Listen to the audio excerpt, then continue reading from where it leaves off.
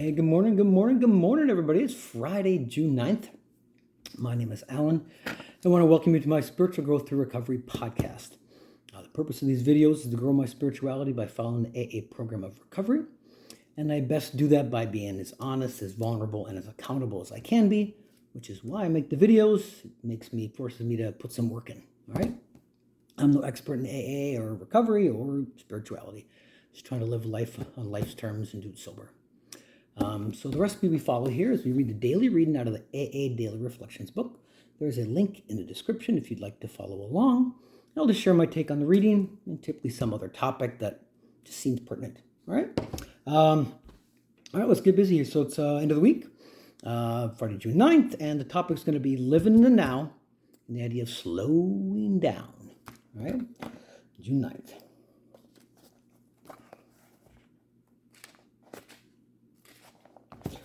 Living in the now. First, we try living in the now just in order to stay sober, and it works. Once the idea has become a part of our thinking, we find that living life in 24-hour segments is an effective and satisfying way to handle many other matters as well. Living Sober, page 7. One day at a time. To a newcomer, this and other one-liners of AA may seem ridiculous. The passwords of AA. Fellowship can become lifelines in moments of stress. Each day can be like a rose unfurling according to the plan of a power greater than myself. My program should be planted in the right location, just as it will need to be groomed, nourished, and protected from disease.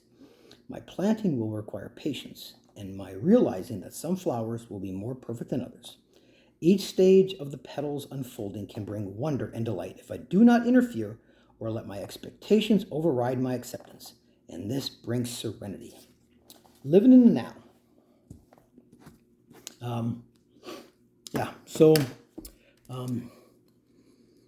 And for me, when I'm using it, I'm always, next. I can't stand being in that headspace. Like when I try to just be present and I just see what's around me, I feel like I get bombarded with chatter, criticism, judgment, sadness, that kind of stuff. So I just keep moving. My brain keeps moving, my body keeps moving. So, but the whole idea is at first we just try to stay sober today. Just don't worry about today. And I like in some meetings they talk about, well, who has 10 years and 20 years? How about today? Because it really is, if I just get through today, then I can deal with tomorrow when it gets here. So I can't really do anything about tomorrow. But ultimately, we don't need to correct every mistake or unbury ourselves in a short time period. Staying sober is enough. And we'll get to the rest. But if we stay sober, then we get a chance. If we don't have a chance. And we're trying to think of it as 24-hour segments, and I've come to the conclusion, in my opinion, that true living is being in the present moment, because then I'm aware of what's going on. I'm not just sidetracked and busy and checked out. I'm aware, and that's really living, in my opinion. So get the idea of this. We talked about the unfurling of the flower, and the idea of watching this rose open is torturous to me. It's so slow. Let's go. Why the hell am I always in such a hurry? Where do I need to be, right? It's just slow down, smell the roses, and just see the beauty. And it comes and goes. How much am I missing by just rushing through life, right? I like this part where it talks about each stage of the petals unfolding can bring wonder and delight if I do not interfere or let my expectations override my acceptance. Usually in some part of my disturbance, I'm responsible. I'm fucking around. I'm trying to control. I don't like it, and my expectations are unreasonable. Easy does it, just one step at a time. When I can live that way, even though it's uncomfortable, it's better. Because even in some of those moments, I don't feel comfortable, but I can see how it's keeping me in the rails, right? So, all right. So let's talk about the idea of slowing down. I am notorious to just keep going. So what do I mean by slowing down? I guess it means become less active mentally and physically. And really, mentally is probably the most critical part for me. Why is it important to slow down? Why is it critical in today's world? Well, I think that this whole external world pulls at us all the time, either directly or indirectly. It's either a distraction or something really is, hey, I need you, right? I believe we're asked to do more, quicker, more efficiently. Oh, more. Like all these tools that are supposed to make life easier, I don't think they do. all these apps need another login and a password. Oh, you can't have the same password because different criteria. How do you keep track of all this stuff? It's a pain in the ass.